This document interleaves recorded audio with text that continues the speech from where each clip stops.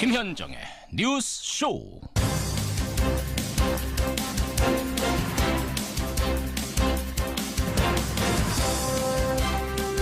애청자 여러분, 편안한 밤 보내셨습니까?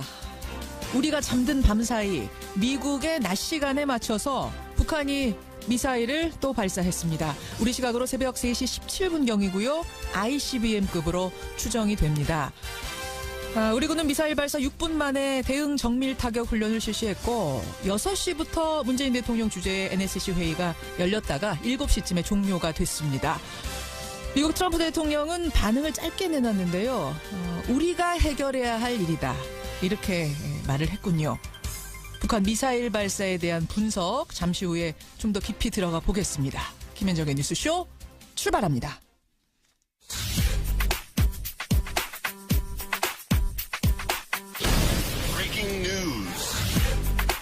김현정의 뉴스쇼가 주목한 오늘의 포인트 김정훈 기자 나와 있습니다. 어서 오세요, 김 기자. 네.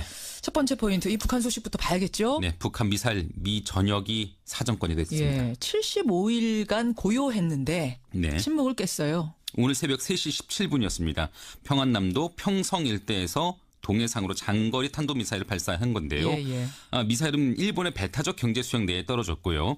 비행거리가 960km 그리고 고도가 4,500km까지 올랐는데 고각으로 발사한 미사일 가운데 이번이 가장 높았습니다. 그래요? 미사일 비행거리는 고도의 2~3배에 달하거든요. 예. 그러니까 10,000km가 넘는 대륙간 탄도미사일로 보이는데 이게 미국 전체가 이제는 사정권에 들었다 이런 분석이 나오네요. 한 50분간 비행을 한 거죠? 네네 그렇습니다. 처음에 일본 언론에서는 뭐 3발을 쐈다 이런 얘기가 나왔는데 그건 아니고 네. 지금 한 발로 확인이 되고 있는 거고요. 네.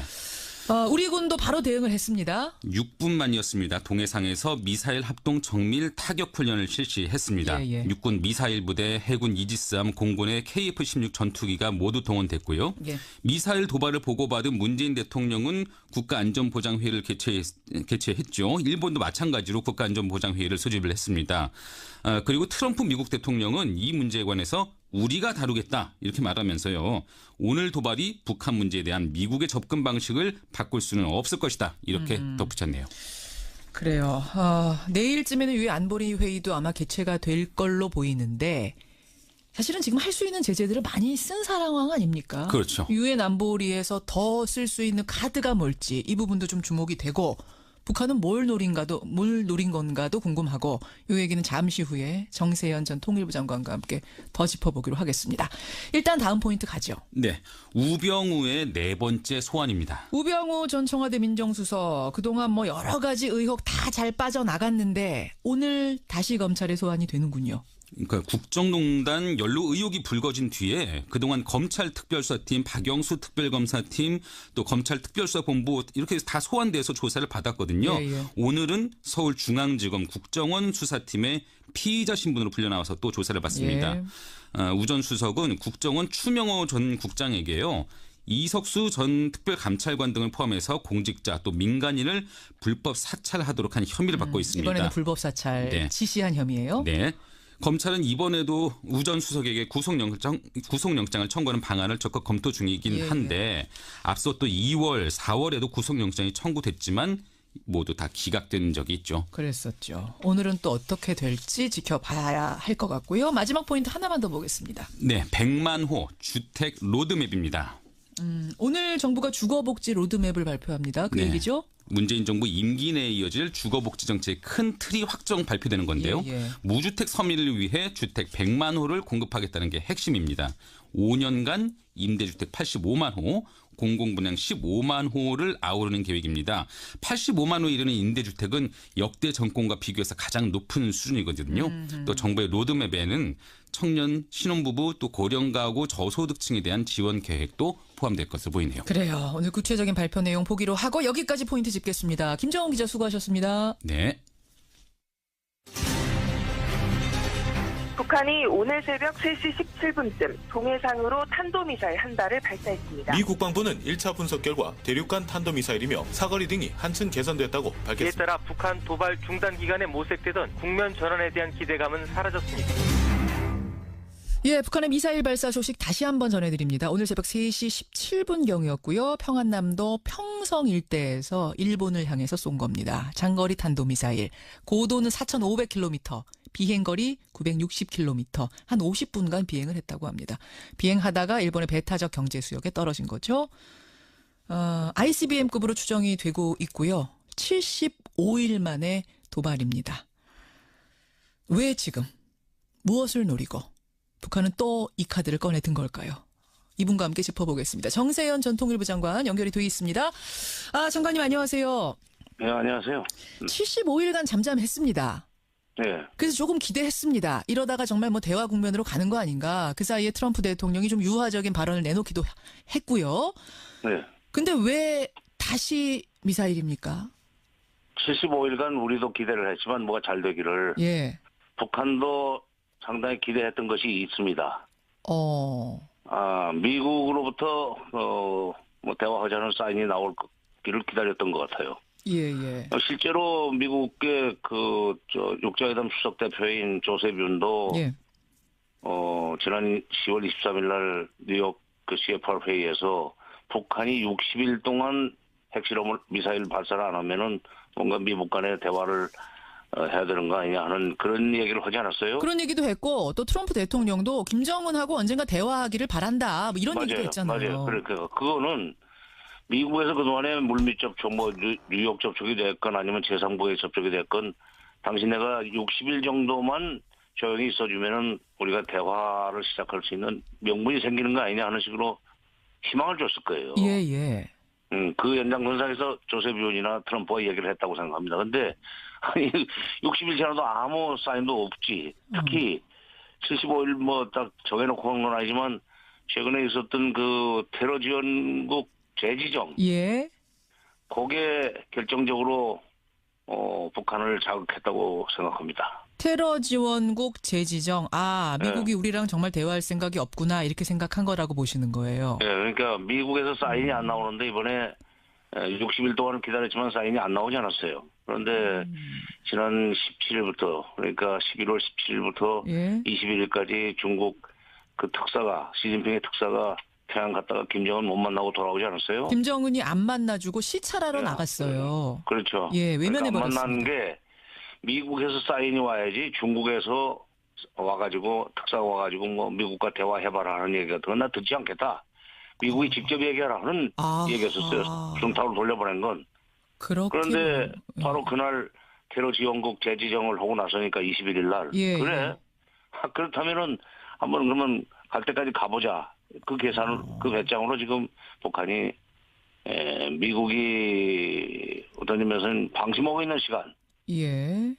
이 시간을 또 그 기간을 택해가지고 미국의 동부를 충분히 때리고도 남을 사거리가 확보가 되는 거죠. 이 정도 고각이면. 확보된 미사일을 발사했다고 생각합니다. 근데 아니 중국이 가서 중간에 다리를 놔줄 수도 있는 건데 왜 중국 특사가 내민 손은 거절하고 미국이 직접 손 내밀어라 왜 이렇게 주문합니까 북한은? 지금 그 중국이 하는 얘기는 일단 북한이 미사일이나 핵실험 이걸 중단하는 건다는 사인을 보내면은 미국을 달래가지고 설득을 해서 중국이 설득해서 회담을 시작해 볼 수 있다는 그런 얘기를 했을 거예요. 친서에다가 그렇게 썼을 거라고 생각합니다. 그렇죠. 예. 네. 근데 북한은 그게 아니라 북한이 할 일보다는 미국이 어떻게 할 것인가를 먼저 보장하라는 그런 취지죠. 그러니까 한미연합훈련을 내년 거 중단하겠다는 얘기를 미국이 한다면 그 사인을 준다면 회담에 나갈 수 있지만 그렇지 않고 핵실험과 미사일 발사를 중단하는 걸 먼저 약속을 하고 회담을 시작하자는 그런 식으로는 안 하겠다는 거예요. 이게 약간의 배짱 싸움이네요. 그러니까 당신들 카드 먼저 내놔라. 그럼 우리도 받겠다. 뭐 이런 누가 먼저 양보하고 들어가느냐 이런 기싸움 같은 거? 그렇죠. 근데 북한의 입장에서는 그동안에 미국이 해주겠다고 그러는 것을 대충 믿고 회담에 나가봤지만 성과가 없었다는 판단을 할 거예요. 그러니까 확실히 미국이 보장을 하기 전에 우리는 안 나간다. 서로 지금 비핵화 보장하라, 그다음에 평화협정 보장하라 이 기싸움을 하고 있지 않습니까? 그렇죠. 시작을 그건 마지막이고 그 판에는 비핵화와 평화협정 바꾸자는 거지만 미국은 북한이 먼저 핵실험 중단하고 미사일 중단한다면은 예. 그때 가서 생각해 보겠다. 그러니까 누가 먼저 형님 먼저 아우 먼저 싸움입니다. 형님 먼저 아우 먼저 누가 먼저 양보하고 손 들고 나오느냐. 그렇죠. 지금 이 기싸움 근데 와중에 미사일. 예. 이번에 이렇게 저기 미국 본토를 예. 때릴 수 있는 사거리가 나오는 미사일 발사하는 것은 예. 다급하면은 미국이 이제 나와라 하는 얘기예요. 아, 예. 다급하면 본토도 우리 쏠 수 있다. 그러니까 다급하면 그러니까, 먼저 손 들고 나와라. 겁나면 너희들 먼저 손 나와라. 북한 사람들이 생각할 때는 미국이 우리 보고 압박과 제재를 통해서 손 나오게 만들겠다고 생각하는지 모르지만 우리는 그렇게 굴복하지 않는다. 다급하면 너희가 나와라. 아, 다급하면 너희가 나와라. 자, 그런데 지금 북한은 무슨 얘기인지 알겠습니다. 이 사인이 무슨 사인인지 알겠습니다. 그런데 미국의 트럼프 대통령이 그렇게 호락호락한 사람이 아니지 않습니까? 이러다가 아 그래? 좀 나를 시험해보겠다는 얘기야? 하면서 타격 버튼을 누를 이런 최악의 상황으로 갈 가능성은 없겠습니까? 그럴 가능성은 없고 좀 우리가 책임지겠다고 하는 발언까지 했던데 트럼프가 바로 우리가 해결하겠다 이런 발언을 오늘 바로 내놨습니다. 그렇죠. 해결하겠다고 그랬죠. 예. 해봐야 지금 경제 제재를 더욱 강화하면은 결국 손들고 나오지 않겠는가 그런 취지로 한 거라고 봅니다. 그러니까 안보리 곧 소집할 거예요. 예. 그래서 대북 제재 결의안을 아주 강한 걸로 밀어붙이겠지만 이렇게 되면 이제 중국도 아마 거기에 동조할 가능성은 있습니다. 그렇죠. 그러나 지금까지 안보리 대북 제재 결의가 11개가 돌아가고 있어요. 그러니까요. 예. 11개가 작동이 되고 있는데도 불구하고 이렇게 꼽히지 않는데 12개째 나온다고 해서 바뀌겠습니까? 그러니까 할 게 더 있긴 있습니까? 저는 더 이 제재라는 게 가할 카드가 남아 있습니까? 없어요. 없어요. 뭐가 더 갈 수가 있는 거죠? 이게 진짜 12번째 카드가?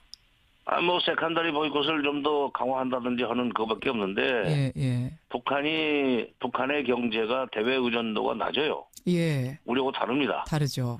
예. 그래서 그 사람들은 오랫동안 한 60년 이상을 자급자족 경제 체제를 유지해왔기 때문에 이런 경우에 제재가 계속될 경우에 살아남는 그 노하우가 있습니다. 버텨요. 그리고 북한 사람들은 이미 95년부터 98년까지 고난의 행군을 겪은 사람들이기 때문에 제재에 별로 그렇게 제재를 별로 두려워하지 않을 겁니다. 그러니까 북한이 북한 대통령이 푸틴 대통령이 그러지 않았어요. 그 사람들 95년, 98년 고난 행군 시절 보니까 풀뿌리를 캐먹으면서 버티더라. 그런데 경제 제재로 북한을 굴복시키겠다고 가망 없다. 여기 지난 9월달에 하지 않았어요. 근데 이 원유를 공급을 완전히 끊어버리면 북한도 방법 없는 거 아닌가요? 그 부분에 대해서는? 근데 이제 결국 중국이 해줘야 되는데 중국이 그건 안 할 겁니다. 그건 안 할 거라고 보세요. 중국이 그런 마지막 수단을 쓰는 경우에 북한이 어떤 중국을 상대로 해서 벌일 수 있는 도발이라고 할까 중국을 상대로 해서 벌일 수 있는 여러 가지 위험한 행동을 예견하고 있기 때문에 그것까지 해가지고 동북삼성 경제 내지는 동북삼성의 치안을 망치는 이런 일을 중국이 볼 가능성은 저는 낮다고 생각합니다. 그렇게 보시는 거군요. 알겠습니다. 이제 이 도발이 어떤 배경에서 나오게 됐는지에 대한 설명을 지금 해주셨고 쓸 수 있는 카드 내일 안보리 긴급회의 열린다 한들 쓸 수 있는 카드가 그렇게 남아있지 않다. 중국이 원유 중단 완전 공급까지 동의하지 않는 한은 그리 강력한 카드가 또 없을 거다라는 말씀을 해주시는 걸 좀 듣다 보니까 이게 좀 막막해집니다. 이걸 어떻게 풀어야 하나? 우리가 할 수 있는 일은 뭔가? 오늘 아침에 문재인 대통령이 NSC 회의 주재했어요. 결론이 뭐였냐면 우리 좌시하지 않겠다. 좌시하지 않겠다라는 발언은 나왔습니다만 정말로 할 수 있는 카드란 게 뭘지 생각해 보자면 좀 아리송합니다.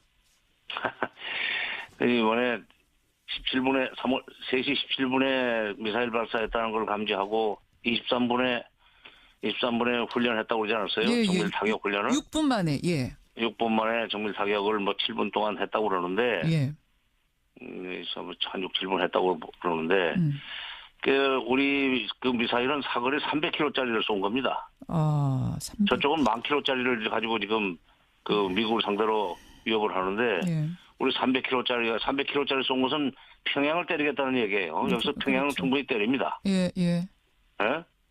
서울 평양 200km밖에 안 되니까 개성 200km, 서울 평양 400km밖에 안 되니까 300km, 400km짜리 쏘면은 원점을 때릴 수 있는데 문제는 그거 가지고 바로 북한을 때릴 수가 없고 허공에다 대고 지금 훈련한 거죠.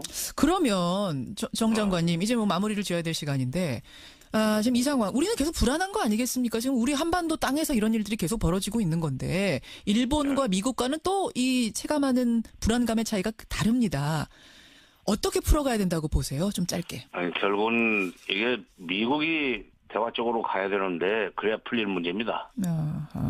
우리가 미국에다가 지금 계속 이런 식으로 가면은 경제 제재를 하고 오면 북한은 더 도발할 텐데 예. 우리 국민들은 못 산다 이렇게 되면 그러니까 동맹국인 우리 대한민국의 국민들을 생각해서 미국이 북한한테 대화 사인을 좀 보내야 되는 거 아니냐는 얘기를 성사 가능성과는 무관하게 우리는 도리로서 얘기를 계속 해야 되는데 예.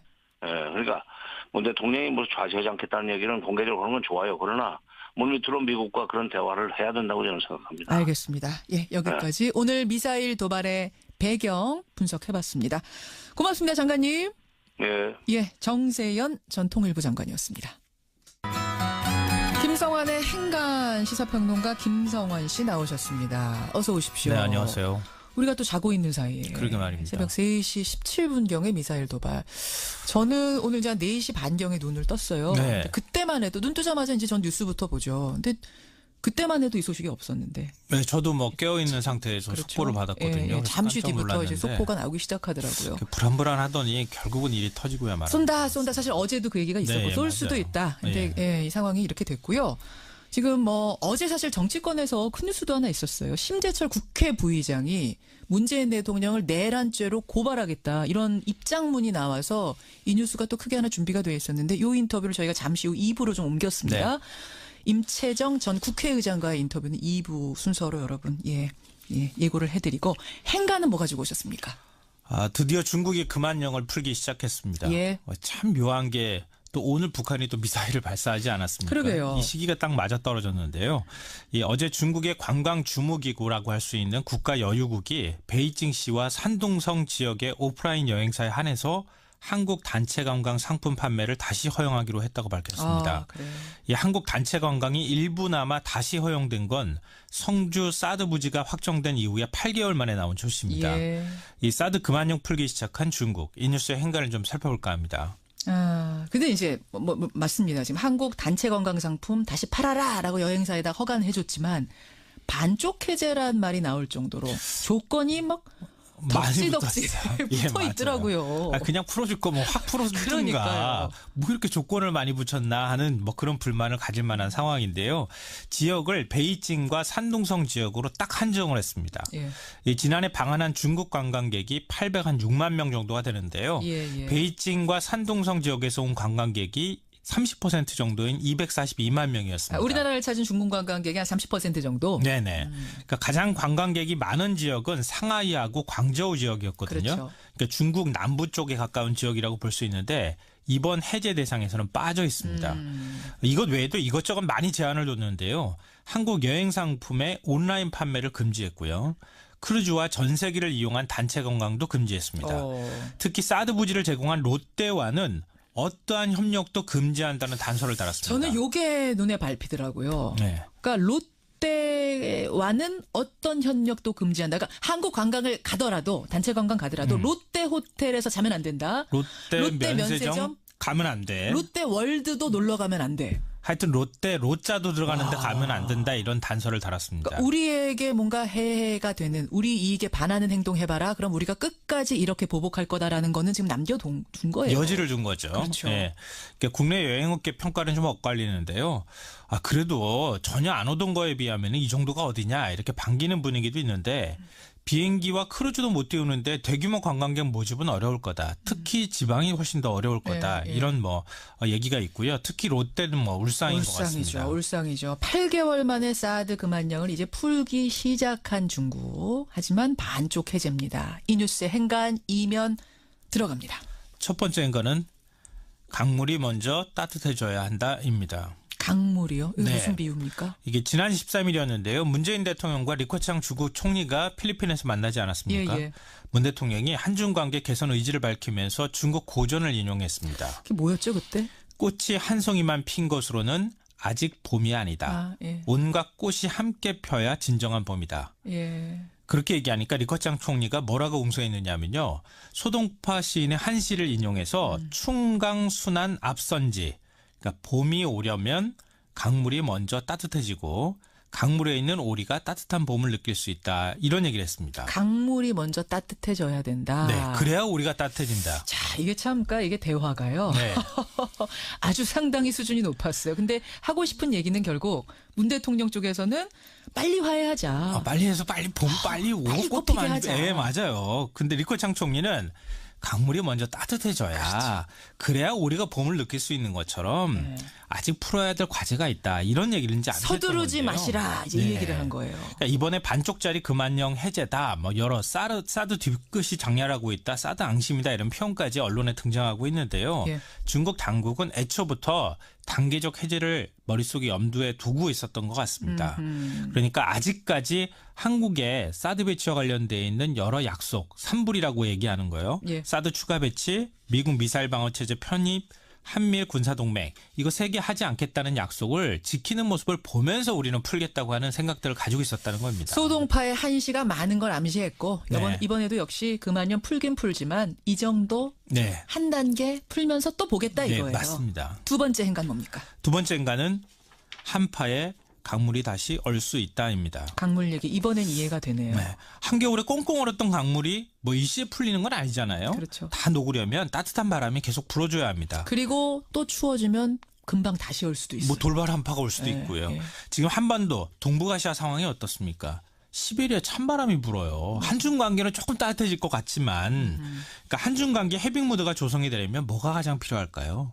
북한의 태도가 바뀌어야 되는 겁니다. 예, 예. 근데 전혀 변화의 조짐이 없고요. 오늘 새벽에 또 75일 만에 ICBM급 미사일을 발사했잖아요. 또 얼어붙고 있어요. 네. 한반도. 우리 입장에서 보면 사드 배치를 철회하려면 북한의 핵과 미사일 도발 위협이 사라져야 합니다. 그렇죠. 예. 근데 그게 안 되는 거잖아요. 예, 예. 중국도 마찬가지입니다. 북한은 어떤 방식으로든 통제해야 되는데 그게 잘 안 됩니다. 예. 어떻게 해서든 상황을 악화시키는 걸 막아야 하기 때문에 우리를 향해서 말에는 믿음이 행동에는 결과가 있어야 한다 이러면서 압박을 하고 있다고 볼 수 있는 거죠. 그러네요. 마지막 행간은 뭡니까?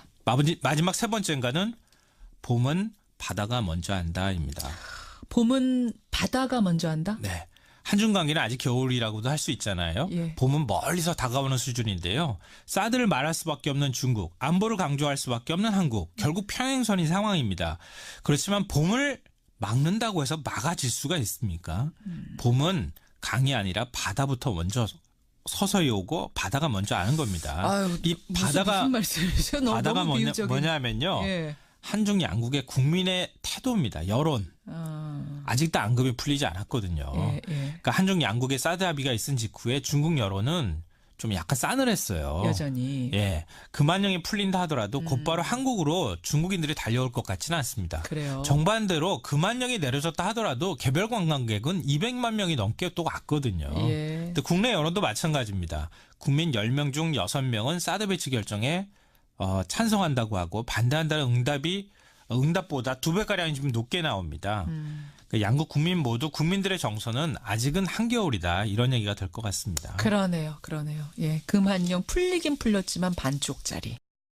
예, 문재인 대통령을 내란죄로 형사 고발해야 한다. 자유한국당 심재철 의원, 국회 부의장이죠. 심 부의장이 어제 한 이 말 때문에 지금 파문이 일파만파입니다. 문재인 정부가 과거사위원회를 만들어서 적폐청산 활동을 하는 것이 이게 위법행위다. 즉 국헌을 문란하게 하는 행위이기 때문에 형법상 내란죄를 적용해야 한다. 이런 논리입니다. 입법부의 부의장 발언이기 때문에 지금 그 파장이 더 클 수밖에 없는데요. 이분은 어떻게 보실까요? 노무현 정부와 이명박 정부에서 국회의장을 지낸 분이세요. 임채정 전 국회의장 연결이 돼 있습니다. 임 전 의장님 안녕하세요. 예, 안녕하세요. 아유, 어떻게 지내셨습니까? 예, 잘 지내고 있습니다. 수고 많으십니다. 예, 아유, 뭐 좋은 소식으로 좀 오랜만에 연결을 드렸어야 되는데 이게 참 심재철 국회부의장 이게 즉흥적으로 한 말이 아니고요. 예. 정식으로 입장문을 낸 겁니다. 예. 문재인 대통령을 내란죄, 국가기밀 누설죄로 형사 고발해야 된다. 어떻게 들으셨습니까? 글쎄요, 이걸 뭘 어떻게 듣고 말고가 있을 것인지. 어허. 이 우리 말에 너무 엉뚱한 일을 당하면은 아닌 밤중에 홍두깨다 뭐 이런 말이 있는데. 있죠. 예, 하도 뜬금없어서 뭐 좀 어이가 없고 조금 더 생각을 해보면은 한국의 우리의 의회 정치가 이렇게 황폐화됐어야 되겠느냐.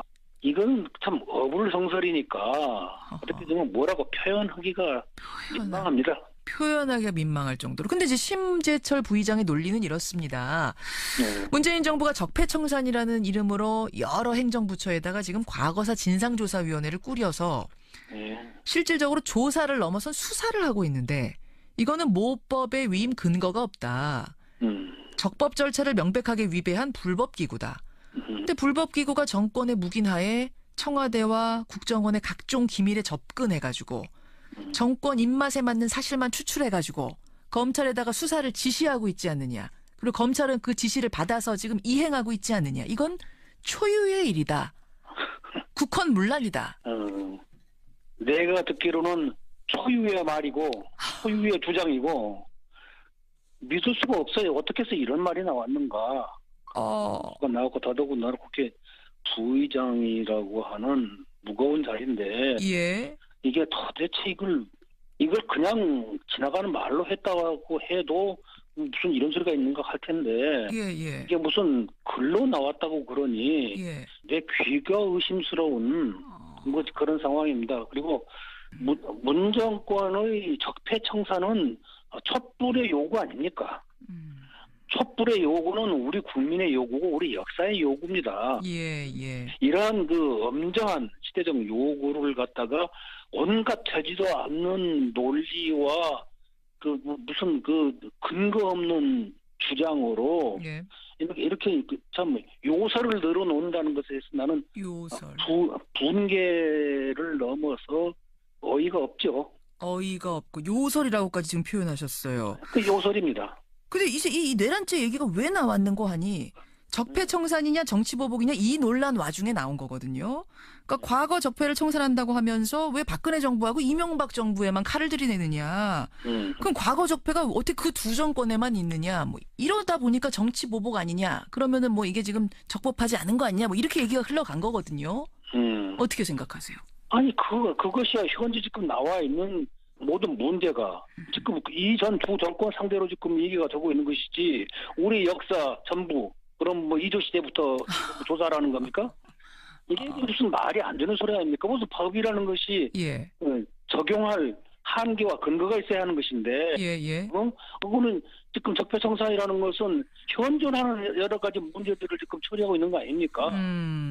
그리고 그것이 그 법적인 어떤 그 굳이 법적으로 말한다고 그러면은 그 뭡니까 기한이 남아 있는 공소시효, 그것도 시효가 남아 있는 지금 그런 상황들에 대해서 아주 법적으로 아주 디테일하게 얘기한다면 그렇다는 겁니다. 그런 문제까지도 남아 있는 것이 그러니까 법적으로, 정치적으로, 역사적으로 무슨 말이 안 되는 소리들을 하고 있는 거니까 이런 말을 한 저희가 무엇인지 그것이나 따져보는 것이 옳지 않을까 싶습니다. 저희가 뭐라고 생각하세요? 제가 보기에는 이것은 일종의 고도화된 선동입니다. 선동이요? 누구에 대한 어떤 선동입니까? 현재 촛불혁명의 뜻에 따라서 적폐청산이 이루어지고 있고 좀 새로운 정의로운 사회 건설을 위해서 지금 모두 노력하고 있는 거 아닙니까? 그런데 여기에 따라서 불만이 있는 불건전한 어떤 기득권 세력들이 저항이 곳곳에서 발견되고 있거든요. 기득권 세력의 저항. 불건전한 기득권 세력들의 저항이 지금 나오고 있는데, 그들에게 보다 적극적으로 나서라고 하는 안목의 메시지를 보내고 있다. 난 이렇게 봅니다. 내가 나설 테니 나를 따르라 하는 뭐 일종의 깃발을 들었다 이렇게 보시는 거예요. 뭐 그렇게도 볼 수 있겠고 어쨌든 이런 그 메시지를 전하고 있는 것이 아닌가 이렇게 보입니다. 그렇군요. 근데 이분이 그냥 의원이시라면 그냥 정치인 한 분 국회의원이시라면은 뭐 정치인들이 여러 가지 발언 쏟아낼 수 있는 거니까 그중에는 현실성 없는 것들도 있고요. 뭐 그러려니 할 텐데 심재철 의원은 국회 부의장이세요. 국회 부의장이 갖는 어떤 무게감이랄까요? 이분의 발언이기 때문에 사실은 더 힘을 갖는 뭐 그런 게 있지 않습니까? 네, 당연히 있죠. 국회 부의장이라고 그러면 의회 정치에 있어서 적어도 국회에서는 지도적인 위치에 있는 그런 그 중요한 자리입니다. 그렇죠. 그리고 따라서 언행도 그만큼 무겁고 책임감이 따르는 자리입니다. 예. 그리고 또 국회 내에서 의사 일정을 두고 여야 간에 견해차가 있고 또 그랬을 때 어떤 그 사회를 하면서 어떤 부분에 대해서 자기 찬반이 있을 수는 있어요. 예. 그렇지만은 그런 직접적인 의사활동과도 관계없는 일반적인 정치 문제를 국회 부의장이라는 위치에서 이렇게 함부로 말을 한다는 것은 예. 그것은 정상적인 상황이 아닙니다. 아, 비정상입니까, 이 발언? 나는 비정상이라고 봅니다. 그렇군요. 국회 부의장이 어떤 이런 정치적인 소견, 어떤 한쪽에 치우친 소견을 못하게 돼 있는 거예요? 아니, 개별적으로는 할 수도 있겠죠. 예. 개별적으로 할 수도 있겠지만은, 그러나 이러한 문제에 대해서는 아주 신중해야 한 겁니다. 그런데 이 지금 발언은 아마 자당 내에서도 크게 모두 이렇게 동의하지 않을 정도의 믿기 어려운 주장이란 말이죠. 현직 대통령을 지금 내란죄라고 했으니까. 그럼 국회 부의장 틈되는 분의 주장이라면 균형이 있어야 하고 절제가 있어야 하는 겁니다. 부의장이니까. 예. 지도자니까. 그렇죠. 그런데 그런 것을 넘어서는 이런 정책 일탈 행위는 용납하기 어렵습니다. 지금 이게 대선 불복의 의미로 해석하는 분들도 더러 계시더라고요. 정치권에서는. 그렇게까지도 보세요. 당연히 그렇게도 해석될 수 있죠. 이것은 대선 불복을 애둘러 표현한 행태라고도 얼마든지 말할 수 있을 겁니다. 그러다 보니까 더불어민주당에서는 국회 부의장직을 내려놔야 될 정도의 발언이다, 사안이다, 사퇴하라 이렇게 주문을 했는데 이것도 그럼 그건 문제 정당에서 나오는 얘기니까 또 내가 무슨 그 점에 대해서 옳다 그러라고 말하기는 어렵습니다만은 아무튼 정상적인 상궤는 벗어났습니다. 정상은 벗어났다. 그러면 이분이 지금 이런 논란에 휩싸인 상황에서 이런 발언을 한 상황에서 정상적으로 앞으로 끌고 갈 수는 있을까요? 부의장으로서 국회를? 글쎄요. 그것은 그분의 능력이 얼마나 있는지 그건 모르겠습니다. 예, 여기까지 오늘 말씀 듣겠습니다. 고맙습니다. 예, 수고하셨어요. 예, 노무현 정부와 이명박 정부에서 국회의장을 지내신 분이세요. 임채정 전 의장이었습니다.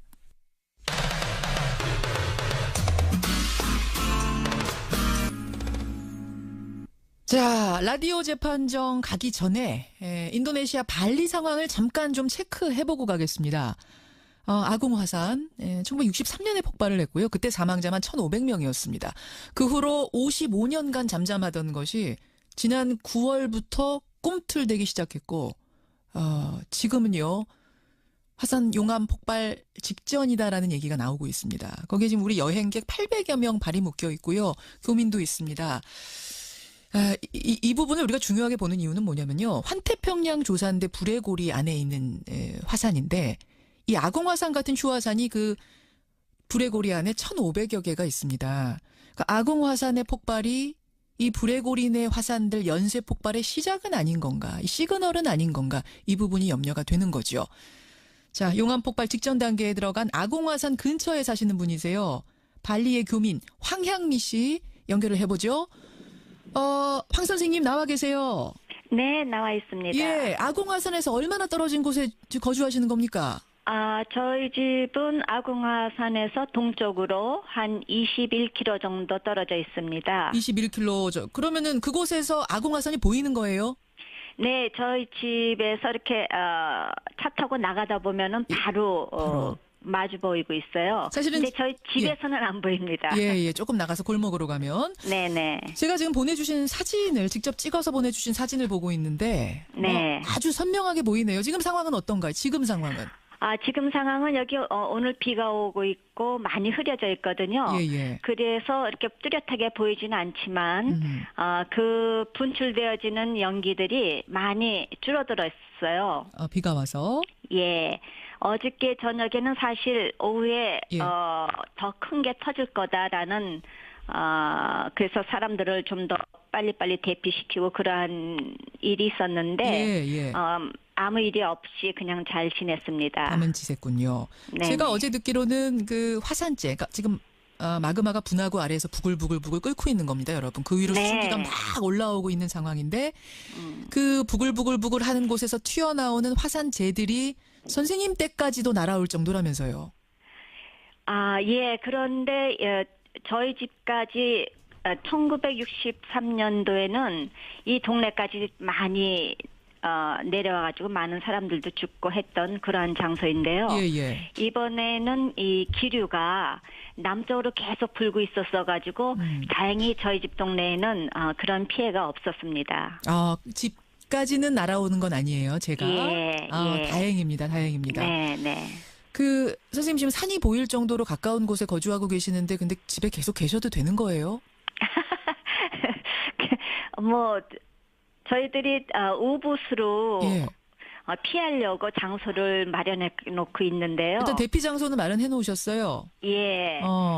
근데 지금 이렇게 큰 게 터지지 않는 이상에는 예. 뭐 나가 있으나 여기 있으나 별 문제가 안 되는 것 같아요. 아직까지는. 네네. 대피령이 한 반경 10km까지 내려진 상태라고요. 네네, 그렇습니다. 선생님 댁은 지금 21km니까 아직까지는 집에 머무는 상황. 하지만 네. 이 화산 폭발이 크게 일어나면 아까 말씀하셨듯이 63년도에 터졌을 때는 그 21km 마을까지도 내려왔던 거예요, 용암이. 그렇죠. 여기 이 동네에서 많은 사람들이 죽고 이 동네 사람들이 롬복으로들 많이 배를 타고 피신을 해나갔다고 합니다. 그 롬복 당시에는. 섬으로. 네네. 그래. 어쨌든 좀 불안하실 것 같아요. 지금 나와서 보면은 뭐 그 화산에 수증기들이 보이고 뭐 끓는 것들이 보이는 상황이니까. 네네. 지금 이 비가 오니까 유황재 이런 것들이 이제 더 지면으로 완전히 떨어지는 상태 아닙니까? 그래서 그런지 이 목과 눈과 이런 쪽으로 좀 더 아프고 이런 증상이 오고 있는 것 같아요. 말하자면 미세먼지 같은 것들이 지금 화산재들이 네네. 공기 중에 날아다니니까 목이 막 컬컬하고 기침 나고 그러세요.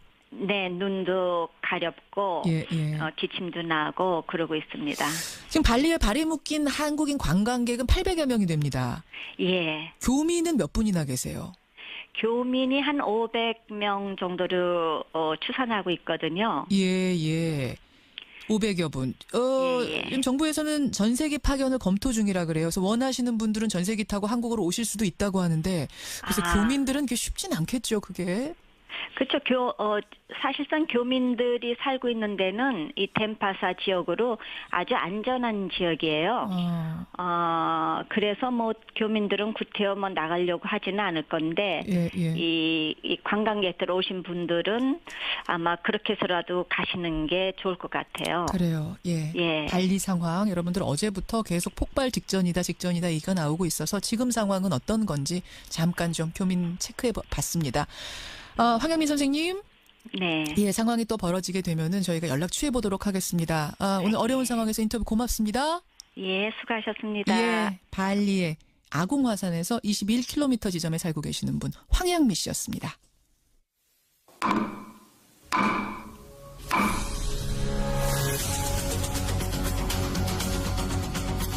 뉴스쇼가 수요일에 마련하는 코너입니다. 라디오 재판정.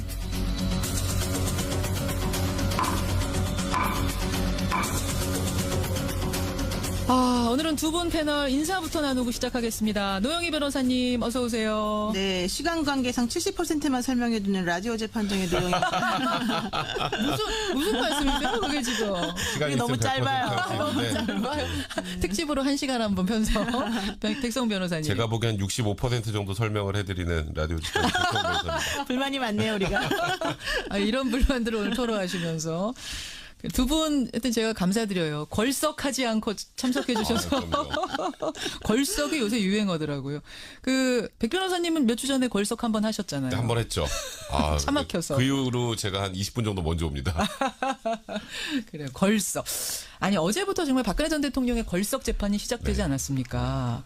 근데 누가 설명해 주시겠어요? 왜 피고인 나오지 않고 하는 재판을 걸석 재판이라고 그래요? 왜 걸? 찾아보니까 이 걸이라고 하는 글자가 대걸 걸자, 대걸 문 이런 글자래요. 그리고 이지러지다 혹은 마땅히 해야 될 일을 빠뜨리다 이런 뜻이 있는 그런 걸자예요. 그러니까 한자는 여러분 대궐궐 그 걸자를 쓰는데 그 뜻 중에는 대궐이란 뜻도 있고 마땅히 해야 될 일을 빠뜨리다. 혹은 뭐 이지러지다, 뭐 한쪽 귀퉁이가 없어지다, 뭐 이런 얘기가 있어요. 나오지 않고 빠지다, 뭐 이런 얘기가 그렇죠. 있군요. 거래. 그래서 걸석 재판. 이건 제가 보기엔 김현정 앵커님 개인적 궁금증 때문에 물어본 거죠. 정말 궁금했어요. 처음부터 이 걸이 뭔가. 근데 생각해 보니까 보궐선거 있더라고요. 보궐 그 걸자랑 같은 맞습니다. 거죠. 그리고 그러니까 결석 재판이라고 똑같다고 생각하시면 돼요. 결석이라는 뜻인데 사실 우리나라 이 법률 용어가 일본에서 들어온 게 많아서요. 그래서 가끔 이런 저희들도 오류가 있어요. 우리들은 너무 편안하게 쓰는 말인데 다른 분들이 외계어라 그러더라고요. 그러니까 법조인들한테는 편안하지만 저는 그러니까요. 그래서 이런 거 A부터 Z까지 하려면 여기서 표시하는 게 맞을 것 같아요. 맞아요. 네. 그래. 정말 지난 겨울부터 박근혜 전 대통령 덕분에 온 국민이 법률 전문가가 되는. 공부 많이 하죠. 다 로스쿨생 되는 느낌이에요. 참 어쨌든 오늘 라디오 재판정은 그래서 좀 특별하게 꾸며보려고 합니다. 스페셜 라디오 재판정으로 이 이례적인 상황. 걸석 재판에 대한 정말 세상 쉬운 설명 A부터 Z까지 여러분의 궁금증 풀어보겠습니다. 여러분의 질문 받으면서 오늘 생방송 진행하도록 하겠습니다. 50원의 단문 100원의 장문 유료 문자 샵 1212 카톡 레인보우까지 열어놓고요. 노 변호사님 네네. 걸석 재판 얘기가 나온 김에 조금 더 해볼게요. 네. 그러니까 원래 형사 재판은 피고가 무조건 나와야 되는 겁니까? 그렇죠. 피고인이 반드시 있어야 되는 건데 예를 들면은 그 피고인의 범죄 행위가 명백한데 피고인이 행방불명되거나 도망가서 안 와서 그 사람이 반드시 필요한데 재판을 해야 되는 경우가 있어요. 그런 경우에 보통 걸석 재판 많이 했고요. 이제 우리 그 잘 알고 있는 것 중에 하나가 전두환 노태우 전 대통령 재판 있잖아요. 그때 그분들도 사실은 재판 거부를 했었습니다. 박근혜 전 대통령처럼. 그래서 법원에서 인치를 강제적으로 해라라고 했어요. 그랬더니 그분들이 자진 출석했어요. 그렇게 된 거고. 근데 이번에 박 전 대통령은 인치를 강제로 못 하겠다. 구치소장이. 그렇게 얘기했기 때문에 그냥 걸석으로 하는 인치라 그러니까 억지로 끌고 강제로 끌고 오는 거. 그러니까 원래 보통 일반인들 같은 경우 조금 전에 노영희 변호사 설명하셨던 것처럼 이 사람이 현실에 지금 사라져 있을 때 그러니까 행방불명됐거나 이럴 때만 걸석 재판을 하고 구치소에 있는데 걸석 재판을 하는 거는 진짜 이례적이죠. 그러니까 원래는 그냥 구인영장 발부해서 끌고 옵니다. 근데 이번에 서울구치소에서도 전직 대통령이라는 측면을 고려해서 지금 강제로 끌고 나가서 재판을 받게 하기는 좀 어렵다. 본인 의사에 반해서 끌고 나가긴 어렵다. 이런 의견을 냈고요. 그러니까 재판부 입장에서도 사실 전직 대통령을 강제로 끌고 나오는 모습까지 보여주는 거에 대한 부담감 분명히 있을 거 아니겠어요? 어쨌든 그러니까. 명분상은 지금 아픈다는 거니까. 근데 사실 그 재판부에서는 아픈 거는 이유로 인정하지도 않았어요. 않았지만. 그래도 어쨌건 안 나오겠다는 걸 강제로 끌고 나오기 좀 어려운 특수한 상황이 있으니 거기다 재판을 받지 않겠다는 의사도 명백하게 보였으니 피고인이 없는 상태로 이례적으로 지금 걸석 재판을 진행하기로 결정을 한 거죠. 근데 민사는 피고 없이도 되잖아요. 근데 왜 형사는 꼭 나오라고 하는 거예요? 인신구속 가능하니까. 그 사람한테 벌을 주려면 나중에 법정에서 법정 구속하는 경우도 많이 있잖아요. 그 사람이 없으면 무슨 의미가 있나요? 그래서 꼭 나와요. 그러니까 민사는 재산적인 거잖아요. 돈과 관련된 거라서 그 당사자가 없어도 재산의 강제집행 같은 건 얼마든지 가능한데 형사적인 문제는 그 피고인에 대해서 신체적인 그런 구속 같은 것들이 반드시 수반돼야 되기 때문에 당연히 있어야 되는 거죠. 그러니까 일반 시민들도 우리들도 원하면은 걸석 재판 이렇게 할 수 있습니까? 안 나갈 수 있습니까? 택도 없습니다. 불가능해요. 불가능. 택도 없습니까? 제가 아까 말씀드렸던 것처럼 저도 아파요. 너무 아파요라고 하면 되는 거 아니에요? 한 번 정도 기일을 연기해 주는 것 정도까지는 할 수 있는데 발가락이 너무 아파서 걸을 수가 없어요. 발가락이 아파서 나중에 휠체어라도 타고 나와야 오셔야죠. 그러니까 일반인이면 100% 인체됩니다. 그래요. 100% 구치소에서 거의 끌려 나오듯이 나와야 돼요. 그런 경우를 사실 저희도 보지를 못했는데 이런 의문 갖고 계신 분이 있을 거예요. 그러면 재판에 출석해야 되는 게 의무인데 안 하면 처벌할 수 없나? 그렇죠. 없어요. 없어. 처벌이 처벌이 바로 그 구치소에 잠깐 구치소에 수감하는 건데 예를 들면 너무 아파서 정말 못 움직인 사람은 당연히 이유가 있는 걸로 받아들여 주죠. 그러나 우리 박근혜 전 대통령처럼 하루에 30분씩 걷기 운동을 열심히 할 수 있는 정도의 건강 상태라면 절대 허용하지 않는다는 그러니까 제가 없다는 의미가 그것 때문에 추가로 더 처벌받지 않는다는 건데 그게 왜 그러냐면 그건 너무나 당연히 나올 거라고 생각하기 때문에 아예 벌칙 규정 자체도 만들어놓지 않은 거예요. 그런 거군요. 그런 거. 그러니까 일반 시민이 요 정도 건강 상태에서 나 안 나가겠소라는 말은 택도 없다. 전혀 받아들여질 수 없다. 하지만 이번에는 좀 특별한 케이스로 그렇게까지 끌고 나오는 것은 상당히 부담스럽기 때문에. 그걸 원할 거예요. 아마도 박근혜 전 대통령 측에서. 정치적 목적으로 끌려나가는 그런 모습을 보여주는 것을 원할 수도 있어요. 피해자 코스프레라는 표현을 많이 쓰잖아요. 그런 게 자극이 될 수 있으니까. 그럼 이야기가 나온 김에 그 이야기 가보죠. 박 전 대통령은 왜 걸석 재판을 택했을까? 이게 사실은 자기가 나가서 방어하지 않으면 훨씬 재판이 불리하게 돌아가는 거잖아요. 그건 불보듯 뻔한 거 아닙니까? 근데 박근혜 전 대통령 입장에서는 지금 유심히 한번 이 과정을 좀 지켜보면요. 예. 박근혜 전 대통령 공범이라고 할 수 있는 사람들 아니면 범죄에 연루돼 있는 사람들이 다 유죄 판결을 받았어요. 거의. 그렇죠. 그러면 결론적으로 박 전 대통령도 거의 100% 유죄가 나옵니다. 예. 지금 분위기상. 예. 뭐 결과만 나오지 않았지. 그럼 법정 투쟁은 사실상 의미 없다라고 생각을 하셨던 것 같고요. 이제 여기서 정치 투쟁으로 전환할 타이밍을 보고 있었는데 예. 그 타이밍이 딱 구속기간 연장하는 결정이 나올 때 이거는 법이라는 이름을 가지고 이거는 개인적인 신체 자유부터 정치적인 탄압까지 내가 이렇게 부당하게 재판을 받을 이유는 없다. 라고 선언을 하고 재판을 그냥 거부해 버려도 예. 그 결과가 크게 차이는 없어요. 나와서 재판을 받는 것과. 이제 상황은. 그리고 이제 박 전 대통령이 생각할 수 있는 건 딱 한 개밖에 없습니다. 뭡니까? 사면이요. 사면. 네. 특별 사면. 그러니까 전두환 노태우 전 대통령도 결국 그렇게 온 국민의 공분을 샀지만 사면됐잖아요. 됐죠. 그건 국민 통합 차원에서. 그렇죠. 그러니까 박 전 대통령도 어쨌건 지금 현 정부에서 한 1, 2년이 지나면 사면을 해줄 가능성이 많다라고 생각하는 것 같아요. 저는 그렇게 해주면 안 된다고 생각하는 사람입니다만. 근데 저는 결정적으로 오파이라고 생각하는 게 예. 사면이라는 카드를 이제 정부에서도 꺼내려면 예. 최소한 재판에 성실하게 임하는 모습 정도는 보여줘야죠. 그렇죠. 이게 국민적인 공분을 사고 있는 상황에서 예. 대통령도 정치적 부담을 지면서 박 전 대통령을 굳이 사면해 줄 이유가 있겠습니까? 그러니까 박 전 대통령 측에서는 내가 이렇게 불쌍한 모습, 희생자의 모습을 보이면 그게 사면에 도움이 될 거라고 지금 생각하는지 모르겠지만 그건 전혀 안 되죠. 거기다가 지금 박 전 대통령 입장에서는 나는 잘못한 게 없다잖아요. 그렇죠. 나는 잘못한 게 없다로 유죄 판결을 받고 1년 지나서 사면을 받으면 어떻게 돼 있어요? 정당성이 확보가 되잖아요. 그거 말고 노릴 게 제가 생각에 제 머리로는 없는 거예요. 근데 이게 그 정치보복의 희생자라는 메시지를 주고 또 최악의 결과, 유죄로 최악의 결과가 나온다 하더라도 그건 본인 잘못이 아니다. 이건 재판부 잘못이다. 나라 잘못이다라고 하려고 이제 처음에 타이밍을 잡아서 했는데 예. 정말 무참하게도 국정원 특활비가 갑자기 툭 튀어나온 거죠. 생각지도 못했던 예, 특활비. 그래서 아마 지금은 빼도 박도 못하는 상황이 된 것 같아요. 그래요. 자, 청취자 질문 좀 보겠습니다. 청취자 2469님. 이 5명의 국선 변호인은 전국의 모든 변호사분들 중에서 모집을 하는 겁니까? 이 질문 좋네요. 저도 궁금하네요. 그러고 보니까 하고 싶은 사람 하고 모집하는 겁니까? 아니면 재판주가 누가 정해주는 겁니까? 원래 처음에 이 재판부에서는 모집을 했어요. 자원을 해라. 왜냐면 이게 너무 힘든 재판이니까. 그러면 노 변호사님, 백 변호사님도 원하면 할 수 있는 거예요? 네, 원래 처음에 그랬었었는데 그때 한 명이 딱 한 분이 무보수로 난 하겠다라는 자원을 했었어요. 자원자가 나타났어요. 네, 한 명. 네, 한 명이. 근데 연령이나 뭐 성향이나 이런 것 등등을 다 고려해봤을 때 좀 부적절하다라고 재판부가 판단을 했고 한 분만 가지고는 안 되기 때문에 일단 그분은 제외시켰습니다.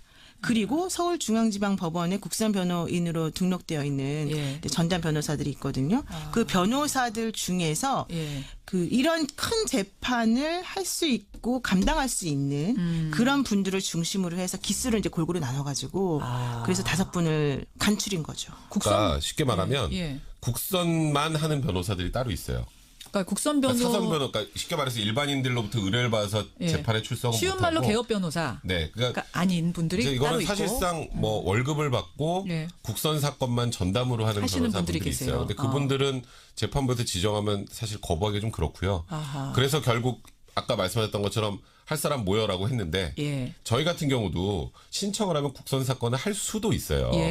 이제 저희 같은 경우는 신청해서 하는 거니까 1년에 몇 건 안 하는데 그분들은 오로지 국선만 하는 분들이고 그래서 조금 전에 노영희 변호사 말씀하셨던 것처럼 중앙지방법원에 국선을 전담하는 변호사들 중에 그래도 이 정도 사건을 감당할 수 있을 거라고 판단한 그런 재판부에서 판단한 사람들만 변호사 된 거죠. 그렇고 그러니까 신청했을 때 누가 신청을 했는데 박근혜 전 대통령 정말 싫어하는 사람이 약간 안 좋은 의도를 가지고 변호사 신청했다. 이거를 가려내는군요. 그러니까 재판부에서도 고민이 많았던 것 같아요 이번에. 아 그렇군요. 그러면 이런 뭐 지금 수임료에 관한 질문도 지금 들어왔어요. 수임료 뭐 8호 사모님 비롯해서 여러분들이 박근혜 전 대통령은 그동안 꽤 큰 변호사 비용을 지출한 것으로 알려졌는데 네. 국선 변호인들한테는 그 수임료는 누가 주나? 나라에서 주는 거죠. 나라에서. 법원에서 보통 주는데요. 제가 국선 변호 했을 때는 실수령액으로 29만 원 받았었어요. 29만 1,000원. 1,000원인가? 네. 그 사건의 크기와 관계없어요? 네, 상관없고 한 달이 되든 두 달이. 근데 제가 했던 사건 중에는 우리 피고인이 도망갔어요. 진짜 안 나타난 거예요. 재판할 때. 그래서 6개월 넘게 그 재판이 이루어지지 않았다가 마지막에 걸석 재판하고 그리고 그 사람을 강제로 데려온 적이 있었어요. 근데 그래요. 그때도 29만 원 받았어요. 29만 원 어떻게 해서 나온 게 29만 원이에요? 그게 아마 그 보수 산정 기준표가 있는데 국선 변호 한 건 할 때마다 건당이에요. 이거는 건당. 그러니까 1년이 되든 2년이 되든 건당 한 건 끝났다고 보고될 때까지 판결 선고 날 때까지 한 건인데 그게 아마 40만 원 정도 되는 걸로 알고 있는데 그중에서 뭐 세금 떼고 뭐 떼고 해서 세금 떼고 뭐 떼고 해서 29만 1,000원. 최대 200만 원까지 줄 수 있어요. 그 이분들은 이번에 어떻게? 아마도 저는 거의 최대한으로 법원에 줄 수 있는 만큼 줄 텐데 그래도 사실 좀 이런 표현 쓰기 뭐하지만 택도 없이 부족하죠. 일반 사선 변호인이라고 생각하면 이 사건 기록이 지금 12만 쪽 정도 되거든요. 12만 쪽이에요. 12만 그리고 쪽이요. 여기는 정말 초열악한 조건입니다. 왜냐하면 정작 본인이 변론을 해야 될 의뢰인이 만나주질 않아요. 3번이나 신청을 했는데 박근혜 전 대통령이 다 거절했다면서요. 안 만나겠다. 네. 그래서 이제 예를 들어서 걸석 재판하면 이런 거 궁금하실 거예요. 그러면은 피고인 안 나오니까 그냥 바로 결심하고 선고하면 되겠네 이런 생각하시는 분들 많은데 맞아요. 걸석 재판이라는 게 피고인만 없는 상태에서 똑같이 합니다. 똑같이 해요. 그러니까 어제 같은 경우에도 김건훈 이제 안종범 전 수석의 보좌관을 관련해서 증인신문까지 어제 진행을 했어요. 변호사들이 뭐 우스갯소리 이런 얘기도 하더라고요. 저번 사선 변호인들보다 낫다라는 얘기도 합니다. 지금 법조계에서 나오는 어제 굉장히 소문이에요. 강렬한 뭐 대비라는 표현까지 막 기사에 나오는데 태블릿 PC 관련해서도 이제 그냥 무조건 뭐 이거는 최순실 게 아니다 정도만 주장했었잖아요. 근데 그걸 최순실 씨 건지 아닌지 확인할 것 중에 하나가 비용을 누가 냈느냐인데 요금을 그거 왜 그러면 김한수 행정관 옛날에 이제 태블릿 PC를 줬다고 하는 그거 김한수 행정관이 왜 계속 비용을 냈습니까? 그런 부분도 확인을 해야 됩니다라고 어제 이제 좀 지적하지 않았던 부분들까지 좀 날카롭게 지적해서 우스갯소리를 재판부에서 약간 당황했다 이런 얘기도 나온 상황입니다. 근데 이분들은 사실은 이제 제가 아까 29만 원, 40만 원 얘기는 그냥 국선 한 건 하시는 분 얘기고 이분은 전담이기 때문에 원래 예전에는 한 달에 800만 원씩 줬었어요. 그게 이제 공탁한 것에 대한 이자 비용으로 줬는데 그 다음에는 이제 너무 국선 변호 비용이 많이 나가니까 600만 원씩 줘요. 그리고 한 달에 40건 하던 것을 이제 25건 하라 그래요. 근데 25건이 전부 다 형사 재판만 있는 거예요. 그러니까 이분들이 형사 재판에 완전히 베테랑들이에요. 그래서 딱 보면 딱 알아요. 이게 뭔지를. 그러니까 그렇죠. 예전에 사선 변호사들보다는 훨씬 더 부담이 덜하고 훨씬 더 기록을 빨리 보고 훨씬 더 쟁점을 찾아내서 재판부가 원하는 게 뭔지를 알아낸단 말이에요. 그래서 어제 재판했을 때는 그런 일이 벌어졌는데 그런데도 불구하고 피고인의 뜻을 정확히 모르고 또 이전에 재판했던 변호사들이 약간 우왕좌왕 해놓은 것들이 있거든요. 그런 것들이 일관적이지 않기 때문에 본인들도 약간 우왕좌왕 한 부분이 있긴 있었어요. 그렇지만 제가 봤을 때는 아까 박 변호사님 말씀하신 것처럼 오히려 사선 변호사보다 훨씬 낫다. 너무 사명감 가지고 열심히 하시는 것 같아요. 너무 열심히 하십니다. 너무 열심히 하십니다. 너무 열심히. 12만 쪽을 이분들이 어떻게 보겠어. 거기다가 피고도 못 만나. 박근혜 전 대통령 안 만나죠. 이분들 변호하기 진짜 어렵겠다. 대충 시간 때우는 거 아니야라는 생각하는 분들이 지금 청취자 문자로도 많이 들어오는데 전혀 아닙니다. 그거 아니군요. 절대 안 그래요. 전혀 아니에요. 거기다가 이분들이 또 부담스러운 게 있어요. 뭡니까? 사실 본인들이 원해서 박근혜 전 대통령이 국선 변호인이 된 게 아닙니다. 그렇죠. 지정해 준 거죠. 그럼에도 불구하고 본인이 맡은 피고인의 이익을 위해서 최선을 다하는 모습을 보이지 않으면 특히 이렇게 모든 국민의 관심, 이목이 집중된 상황에서 또 박 전 대통령을 지지하시는 분들도 아직도 있잖아요. 그럼요. 그분들 이번에 법정 앞에서 목숨 걸고 하라고 국선 변호사들한테 집회도 하고 그렇죠. 그런 얘기도 한단 말이에요. 그러니까 뭔가 법정에서 좀 이거 너무 설렁설렁하는 모습 보여주게 되면 그러면 이제 그분들한테 또 엄청난 비난을 받을 수도 있고 그렇기 때문에 이분들도 할 수 있는 한 최선을 다해서 일단 재판에 임하는 이분들도 거고. 그래도 오케이 하니까 하신 거죠? 하기 싫으면 안 한다고 할 수도 있는 건데. 절대 못 하긴다 하면 이제 다음에 국선 변호 계약 기간이 만료됐을 때 잘리겠죠. 그러니까요. 게다가 더 중요한 건 이분들이 한번 이런 식의 그 재판을 맡고 나면 재판부가 그분들에 대한 평가를 해요. 국선 변호. 그래서 점수를 매겨놔가지고 다음 계약 기간이 있거든요. 2년마다 한 번씩 계약하는데 그 계약 기간을 연장할 것인지 말 것인지를 결정을 하고 나중에 이분들이 법관으로 임명되고 싶다. 경력법관 그런 거에 지원하면 점수를 좀 플러스해서 또 주기도 하죠. 그런 이점이 그러니까 열심히 하죠. 그래서 이거는 진짜 노 변호사, 백 변호사 아니면 저희가 인터뷰로 다루겠습니까? 뭘로 다루겠습니까? 오늘 새로운 것들 많이 하는데 자, 이런 궁금증도 하나 들어왔어요. 한 청취자께서 지금 걸석 재판으로 진행이 되는 와중에 갑자기 박근혜 전 대통령이 마음을 바꿔서 어느 날 나 오늘은 나가고 싶어 하고 뿅 나올 수도 있는가. 원하는 날 나올 수 있죠. 나올 수 있죠. 당연히 나오죠. 그러니까 피고인이 지금 안 나와서 걸석 재판하는 건데 원래 정상적인 재판은 피고인이 나와서 해야 되는 재판이잖아요. 그렇죠. 마음을 바꿔서 나온다면 그 달부터 걸석 재판이 아니라 피고인 출석한 상황에서 재판하는 거죠. 그러니까 하루만 딱 나올 수는 없는 거고. 아니 본인이 하루 나왔다가 그 다음에 또 못 나온다고 버티면 또 이렇게 또 걸석으로 다시 가는 거죠. 너무 근데 너무 자기 마음이네. 엿장수 맘대로 같은 느낌도 드는데. 그렇죠. 그리고 재판부가 또 이것도 있어요. 이게 사실 저는 걸석 재판을 진행을 할 때 한두 번 정도 공전을 시키고 그러니까 말 그대로 재판 안 하고 여러 번 고민하는 모습을 보이다 걸석 재판 진행할 거라고 생각을 했는데 첫날 안 나오자마자 경고하고 다음날부터 진행을 했잖아요. 재판부 인사이동이 2월입니다. 그게 무슨 상관인가요? 그 재판부가 바뀌는 거죠. 하는 거예요. 인사이동 전에 해결. 그래서 1월 달에는 결심을 하겠다라는 진짜 그 결심을 하신 것 같아요. 그래서 한 번 딱 얘기하고 바로 다음 날부터 걸석 재판 진행하는데 제가 말했던 것처럼 걸석 재판이라는 게 그냥 아무것도 안 하는 게 아니라 증인신문 다 합니다. 보통 피고인의 증인들까지 다 합쳐서 증인신문을 진행해야 되기 때문에 빨라야 1월 한 중순 돼야 이건 중요한 건데 2월 19일자로 인사이동이 있을 예정이니까 1월 달에 끝내야 되죠. 선거를 하려면. 야, 오늘 라디오 재판정 A부터 Z까지 궁금증 풀어본다고 했는데 진짜 꼼꼼하게 짚어주셨어요. 수임료까지 나올 줄은 몰랐습니다. 여러분들 궁금증은 더 보내주세요. 다음 주 이분들 나오셨을 때 제가 더 궁금한 것들 질문하겠습니다. 너무 짧죠? 짧네요. 오늘 시간 벌써 갔습니다. 라디오 재판정 오늘 스페셜로 걸석 재판의 모든 것 노영희 변호사, 백성문 변호사와 함께 풀어봤습니다. 두 분 고맙습니다. 네, 고맙습니다. 네, 박근혜 전 대통령 걸석 재판에 대해서 8672님 대통령 재임 당시도 사실상 걸석 대통령이었으니 재판이야 걸석 재판이 당연하다고 생각하시는 거 아니냐. 아이고, 국정농단이 이루어진 이 상황을 이 8672님은 이미 걸석 아니었느냐. 이런 따끔한 문자 주셨어요.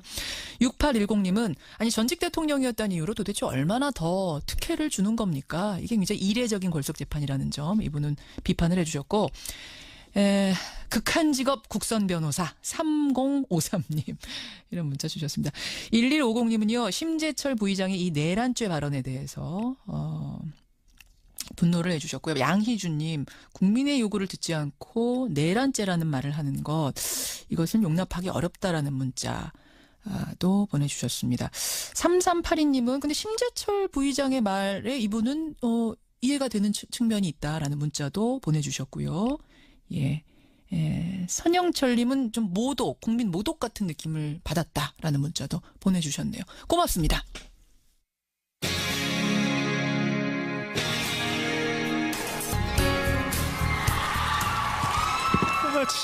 진짜 너무너무 감사합니다. 저 조선족 중국에서 넘어온 사람 아니고요. 저 대한민국 국민입니다. 여기 오는 것만으로 너무 떨려가지고 제가 청심환 먹고 왔는데 진짜 이거 받을 줄 알았으면 하나 더 먹었어야 되는데. 박보경 제 와이프 배우인데 애 둘 키우느라고 진짜 고생 많았어요. 여보 사랑해. 저 멀리 우주에 있는 좋은 배우라는 목표를 향해서 조금씩 나아가는 배우가 되겠습니다. 감사합니다. 진짜 감사합니다. 정말 감사합니다. 아유, 다시 들어도 울컥하네요. 진짜 감사합니다. 정말 감사합니다. 지난 주말이었죠. 청룡영화제 시상식에서 참 많은 사람을 울컥하게 했던 그 화제의 수상소감 지금 들으셨어요. 바로 영화 범죄도시의 배우 진성규 씨입니다. 나무조연상을 수상했는데요.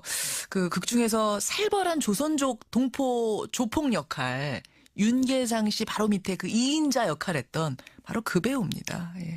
영화 보신 분들은 진짜 조선족 아니야? 다들 의심했던 정말 연기 잘했던 그 배우 청룡영화제 나무조연상을 탄 진성규 씨 오늘 화제 인터뷰에서 직접 만나보죠. 진성규 씨 안녕하세요. 축하합니다. 네, 안녕하세요. 감사합니다. 일단 감사드리고 만나 뵙게 돼서 진짜 반갑습니다. 진성규입니다. 아니, 목소리가 왜 이렇게 착하세요? 네. 아니, 원래 제가 이렇긴 한데. 그 리얼한 조폭 역할에 머리 빡빡 깎은 그 진성규 씨 맞으시는 거죠? 네, 맞습니다. 확실합니다. 진성규입니다. 조금 전에 우리 수상소감 들었어요. 네네. 청심환을 먹고 갔는데도 그렇게 떨리시던가요? 아, 그러니까요. 진짜 청심환 한 알은 딱 그 앉아있을 때까지였던 것 같아요. 정말 아무 생각이 안 나고 더 떨리고 그렇더라고요. 누가 제일 좋아하던가요? 수상소 씨. 일단 제 와이프랑 가족들이 일단 제일 좋아하고요. 그렇죠. 대학로에 있는 제 동료들이 제일 좋아했던 것 같아요. 연극 극단의 동료들. 네네. 그 어려운 시절 같이 보낸 그 동료들 좋아하고. 윤계상 씨가 그렇게 울었다는 얘기도 들었는데 이게 소문입니까? 진짜입니까? 제가 이제 그 수상하고 범죄도시 뒤풀이 장소에 갔는데 그때 영상 통화가 됐어요.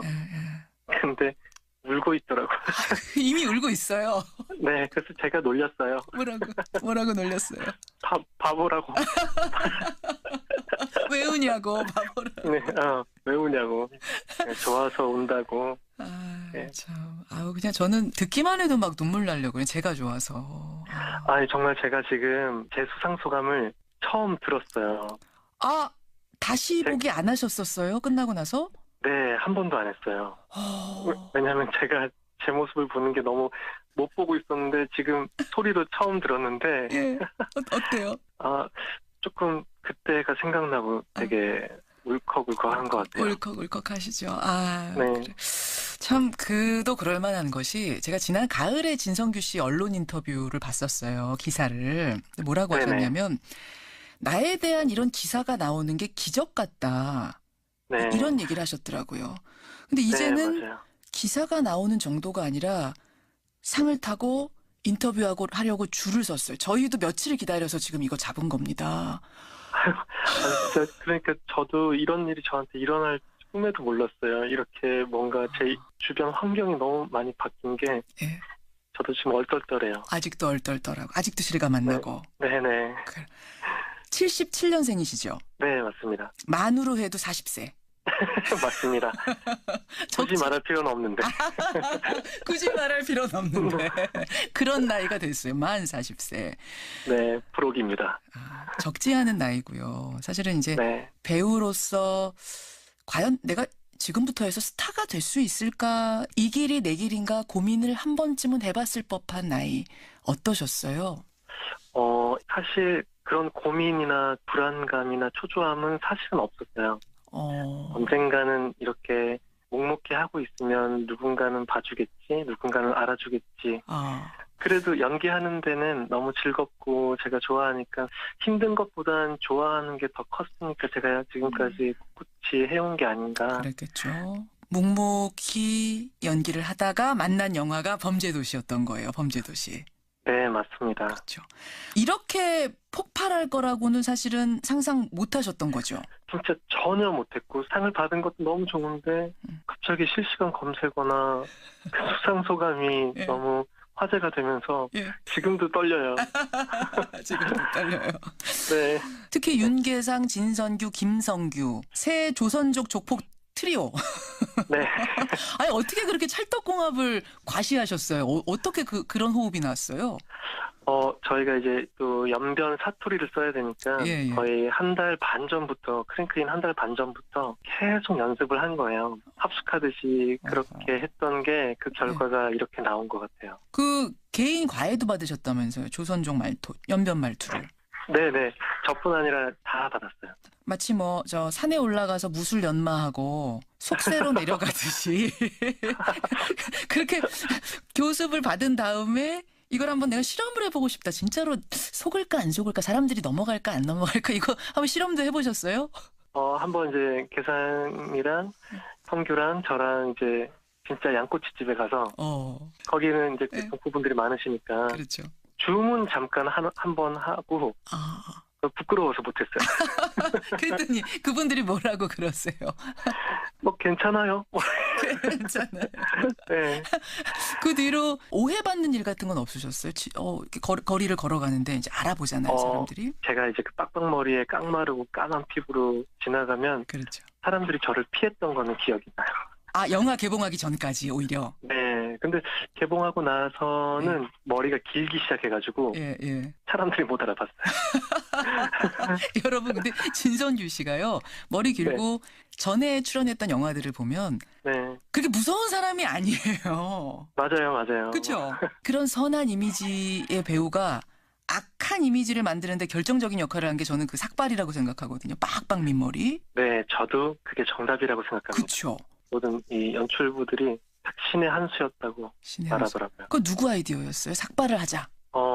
긴 머리로 계속 피팅을 진행하다가 이제 이미지가 안 나오니까 제가 그럼 머리를 깎아보겠습니다. 그럼 그래도 될까요? 그 진선규 씨 아이디어였던 거예요, 그게. 네, 그냥 용기 내서 한번 깎아보자고 그렇게 얘기를 했었어요. 이야, 근데 그 효과가 있었네요. 완전히 제대로. 네. 아니, 삭발 전문 배우 되시는 거 아니에요, 이러다가? 아니에요. 여기까지만. 여기까지만이랍니다. 네네. 아, 참, 진선규 씨. 목소리 굉장히 좋으시네요. 감사합니다. 다음 행보가 궁금합니다. 진선규란 배우의 미래가 궁금합니다. 꼭 해보고 싶은 역할, 꿈. 꼭 해보고 싶은 장르가 멜로 장르를 한번 해보고 싶습니다. 저는. 멜로요? 사랑물, 멜로. 네, 어차피 젊은 사람의 그런 멜로는 못하고. 왜요? 못하란 법이 어디 있어요? 40대는 멜로 찍으면 안 됩니까? 근데 좀 그런 멜로와는 좀 다른, 좀 진한 느낌의 멜로? 인생이 묻어있는 멜로. 네네. 그런 걸 한번 해보고 싶긴 해요. 진선규 씨가 멜로 얘기를 하실 줄은 몰랐는데 인생 멜로를 한번 찍어보고 싶다. 미래를 얘기하다 보니까. 아주 좋습니다. 괜찮습니다. 그런 도전. 제가 수상소감 듣다 보니까 친구분들이 성규야, 너는 배우인데 코가 낮아가지고 안 뜨는 거 아니야? 우리가 돈 모아서 코 세워줄게 이랬다면서요.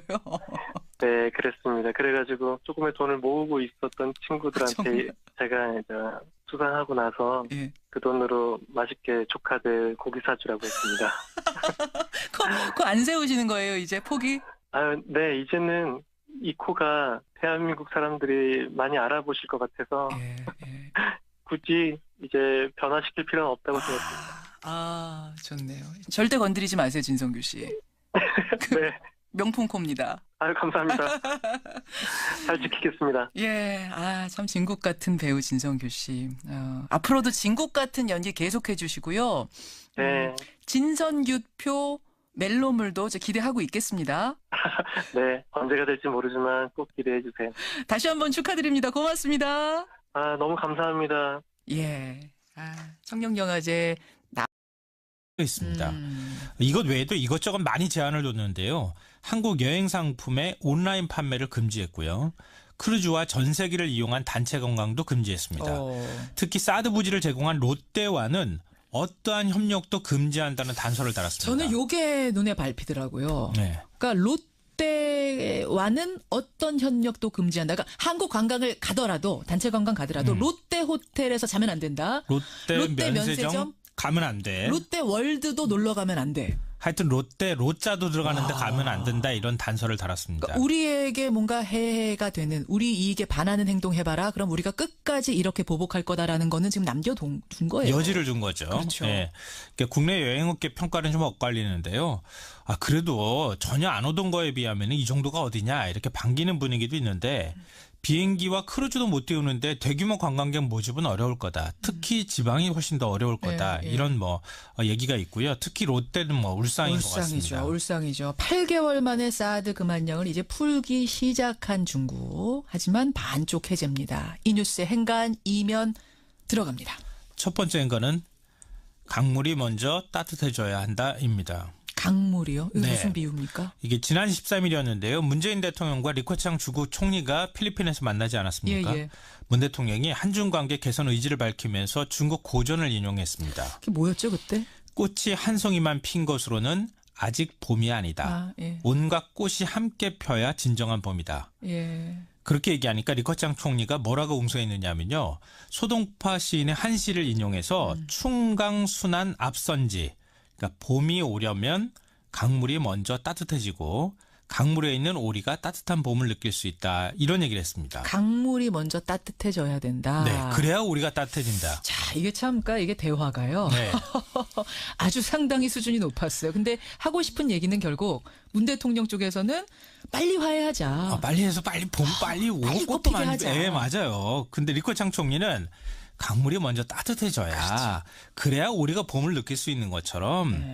아직 풀어야 될 과제가 있다. 이런 얘기를 이제 안 했던 건데요. 서두르지 마시라. 이제 이 얘기를 한 거예요. 그러니까 이번에 반쪽짜리 금한령 해제다. 뭐 여러 사드 뒤끝이 장렬하고 있다. 사드 앙심이다. 이런 표현까지 언론에 등장하고 있는데요. 예. 중국 당국은 애초부터 단계적 해제를 머릿속에 염두에 두고 있었던 것 같습니다. 그러니까 아직까지 한국에 사드 배치와 관련되어 있는 여러 약속, 3불이라고 얘기하는 거예요. 예. 사드 추가 배치, 미국 미사일 방어 체제 편입, 한미일 군사동맹 이거 세 개 하지 않겠다는 약속을 지키는 모습을 보면서 우리는 풀겠다고 하는 생각들을 가지고 있었다는 겁니다. 소동파의 한시가 많은 걸 암시했고 네. 이번에도 역시 금한년 풀긴 풀지만 이 정도 네. 한 단계 풀면서 또 보겠다 이거예요. 네, 맞습니다. 두 번째 행간 뭡니까? 두 번째 행간은 한파에 강물이 다시 얼 수 있다입니다. 강물 얘기 이번엔 이해가 되네요. 네. 한겨울에 꽁꽁 얼었던 강물이 뭐 일시에 풀리는 건 아니잖아요. 그렇죠. 다 녹으려면 따뜻한 바람이 계속 불어줘야 합니다. 그리고 또 추워지면 금방 다시 올 수도 있어요. 뭐 돌발 한파가 올 수도 네, 있고요. 네. 지금 한반도 동북아시아 상황이 어떻습니까? 시베리아 찬바람이 불어요. 한중 관계는 조금 따뜻해질 것 같지만 그러니까 한중 관계 해빙 무드가 조성이 되려면 뭐가 가장 필요할까요?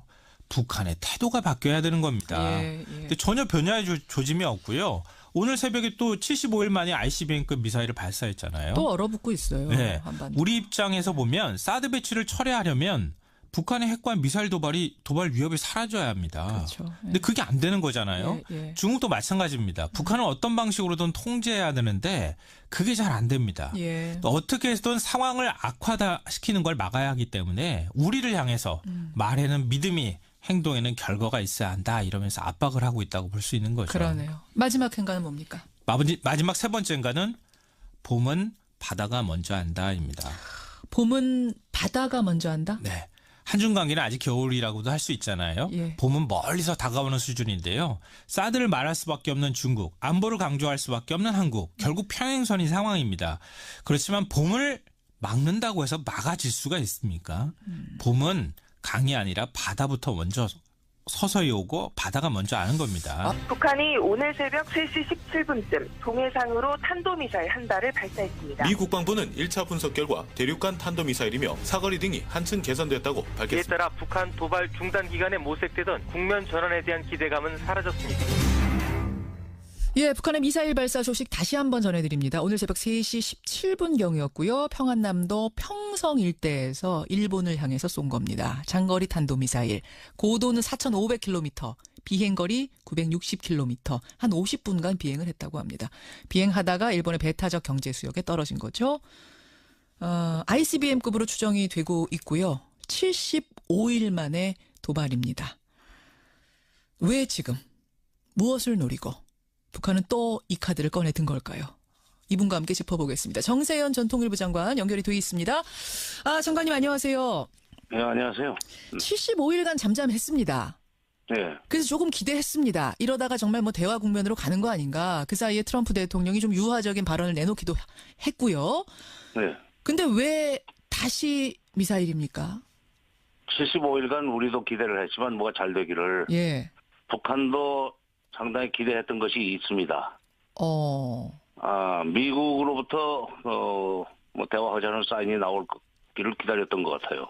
예. 실제로 미국의 육자회담 수석 대표인 조셉 윤도 지난 10월 23일 날 뉴욕 CFR 회의에서 북한이 60일 동안 핵실험을 미사일 발사를 안 하면은 뭔가 미국 간의 대화를 해야 되는 거 아니냐 하는 그런 얘기를 하지 않았어요? 그런 얘기도 했고 또 트럼프 대통령도 김정은하고 언젠가 대화하기를 바란다. 뭐 이런 얘기도 했잖아요. 맞아요. 그러니까 그거는 미국에서 그동안에 물밑 접촉, 뭐 뉴욕 접촉이 됐건 아니면 재상부의 접촉이 됐건 당신네가 60일 정도만 조용히 있어주면은 우리가 대화를 시작할 수 있는 명분이 생기는 거 아니냐 하는 식으로 희망을 줬을 거예요. 예.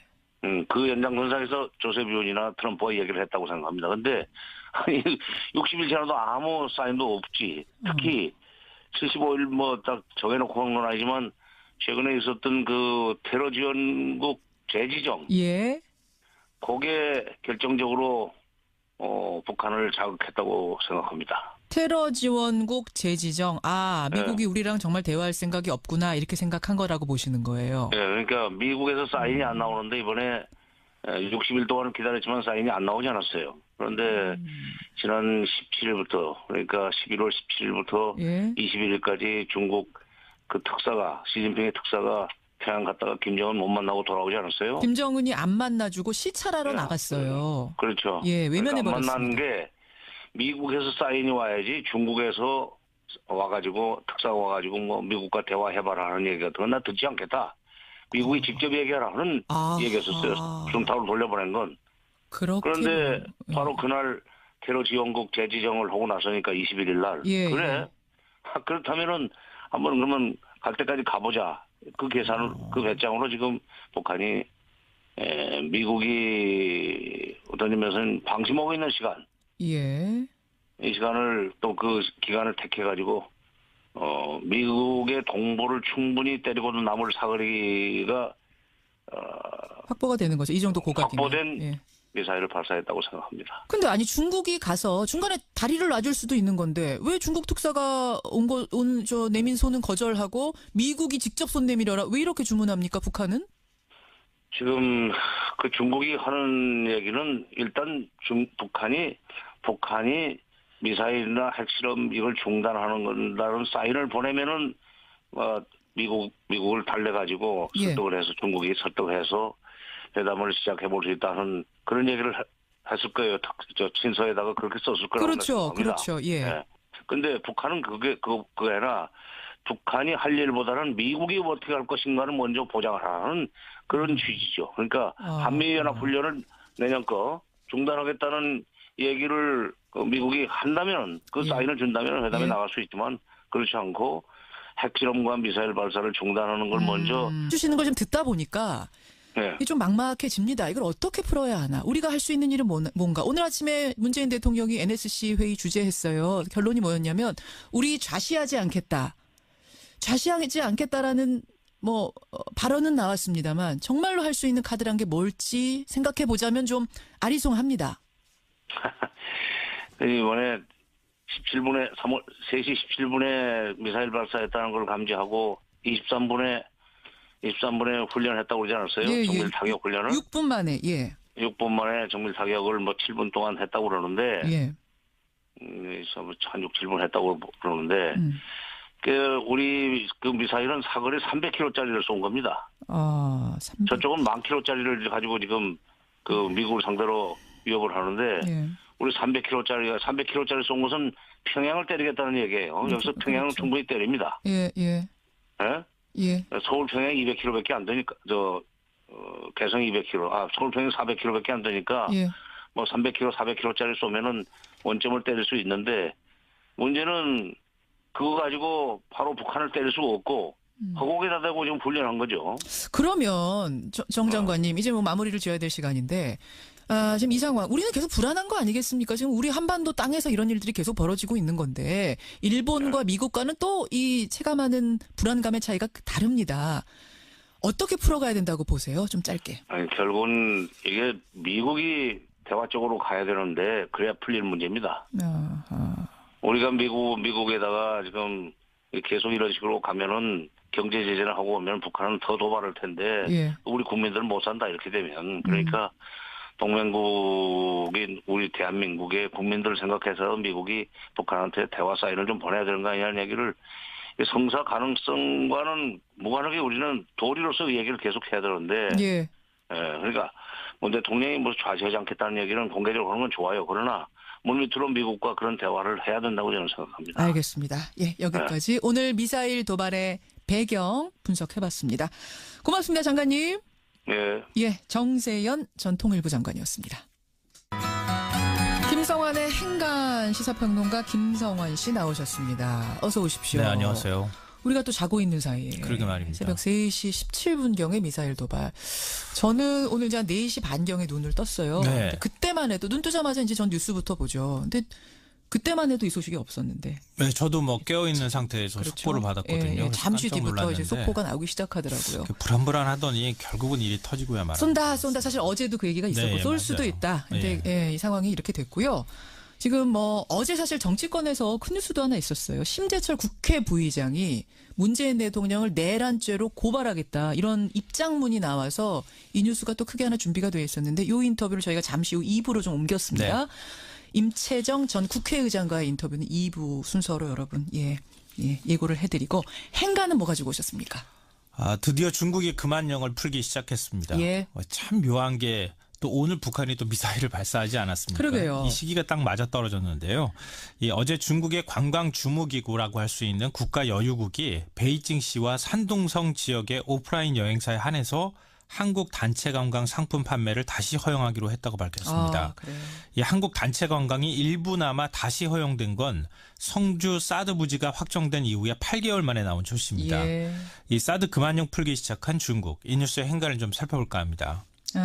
근데 이제 맞습니다. 지금 한국 단체 관광 상품 다시 팔아라라고 여행사에다 허가해줬지만 반쪽 해제란 말이 나올 정도로 조건이 막 덕지덕지 붙어 있더라고요. 그냥 풀어줄 거면 확 풀어주든가 뭐 이렇게 조건을 많이 붙였나 하는 뭐 그런 불만을 가질 만한 상황인데요.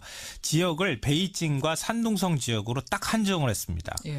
지난해 방한한 중국 관광객이 806만 명 정도가 되는데요. 베이징과 산둥성 지역에서 온 관광객이 30% 정도인 242만 명이었습니다. 우리나라를 찾은 중국 관광객이 한 30% 정도? 네네. 그러니까 가장 관광객이 많은 지역은 상하이하고 광저우 지역이었거든요. 그렇죠. 그러니까 중국 남부 쪽에 가까운 지역이라고 볼 수 있는데 이번 해제 대상에서는 약속을 하고 회담을 시작하자는 그런 식으로 안 하겠다는 거예요. 야, 이게 약간의 배짱 싸움이네요. 그러니까 당신들 카드 먼저 내놔라. 그럼 우리도 받겠다. 뭐 이런 누가 먼저 양보하고 들어가느냐 이런 기싸움 같은 거? 그렇죠. 근데 북한의 입장에서는 그동안에 미국이 해주겠다고 그러는 것을 대충 믿고 회담에 나가봤지만 성과가 없었다 하는 판단을 할 거예요. 그러니까 확실히 미국이 보장을 하기 전에 우리는 안 나간다. 서로 지금 비핵화 보장하라, 그러면 평화협정 보장하라 이 기싸움을 하고 있지 않습니까? 그렇죠. 시작을 그건 마지막이고 그 판에는 비핵화와 평화협정 바꾸자는 거지만.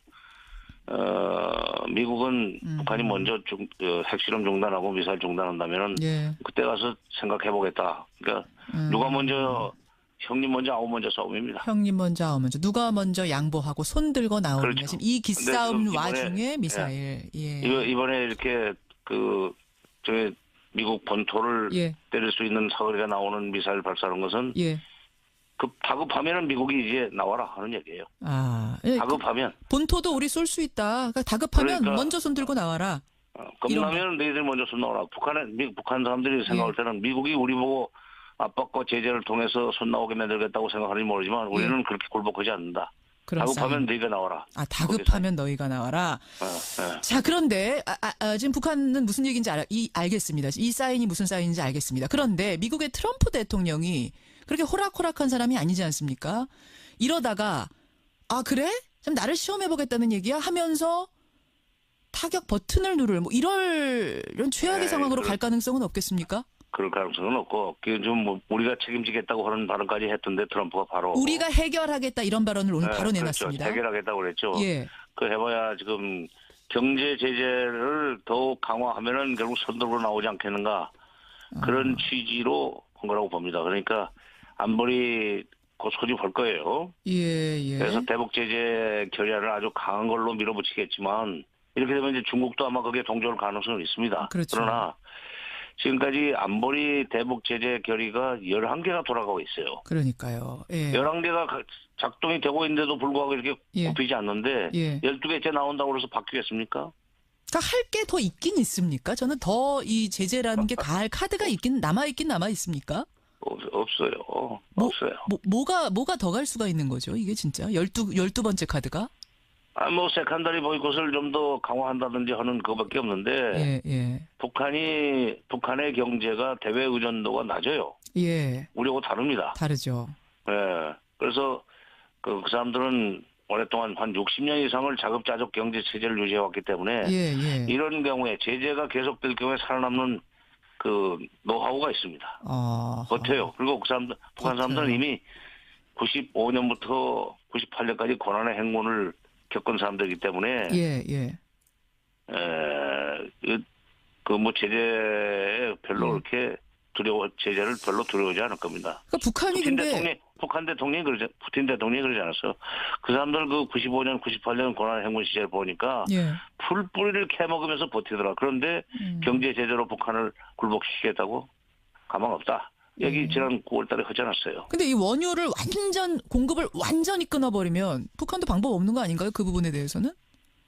근데 이제 결국 중국이 해줘야 되는데 중국이 그건 안 할 겁니다. 그건 안 할 거라고 보세요. 중국이 그런 마지막 수단을 쓰는 경우에 북한이 어떤 그 중국을 상대로 해서 벌일 수 있는 도발이라고 할까 중국을 상대로 해서 벌일 수 있는 여러 가지 위험한 행동을 예견하고 있기 때문에 그것까지 해가지고 동북삼성 경제 내지는 동북삼성의 치안을 망치는 이런 일을 중국이 볼 가능성은 저는 낮다고 생각합니다. 그렇게 보시는 거군요. 알겠습니다. 이제 이 도발이 어떤 배경에서 나오게 됐는지에 대한 설명을 지금 해주셨고 쓸 수 있는 카드 내일 안보리 긴급회의 열린다 한들 쓸 수 있는 카드가 그렇게 남아있지 않다. 중국이 원유 중단 완전 공급까지 동의하지 않는 한은 그리 강력한 카드가 또 없을 거다라는 말씀을 김현정의 뉴스 쇼.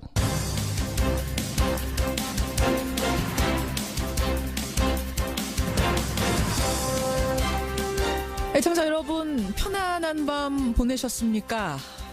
우리가 잠든 밤 사이 미국의 낮 시간에 맞춰서 북한이 미사일을 또 발사했습니다. 우리 시각으로 새벽 3시 17분경이고요. ICBM급으로 추정이 됩니다.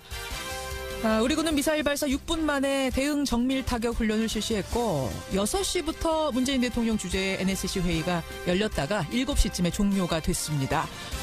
미국 트럼프 대통령은 반응을 짧게 내놨는데요. 우리가 해결해야 할 일이다. 이렇게 말을 했군요. 북한 미사일 발사에 대한 분석 잠시 후에 좀 더 깊이 들어가 보겠습니다. 김현정의 뉴스쇼 출발합니다.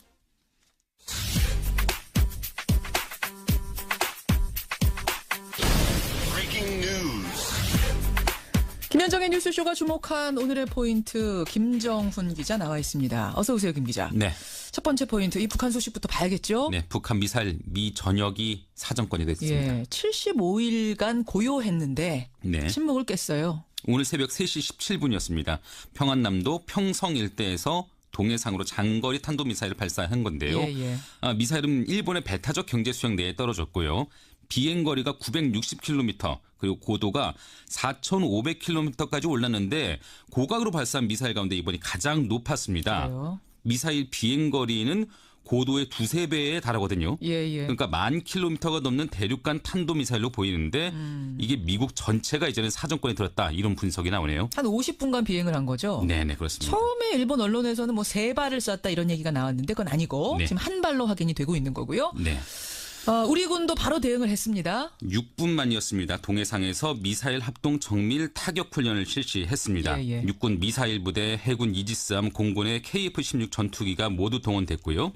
미사일 도발을 보고받은 문재인 대통령은 국가안전보장회의를 개최했죠. 일본도 마찬가지로 국가안전보장회의를 소집을 했습니다.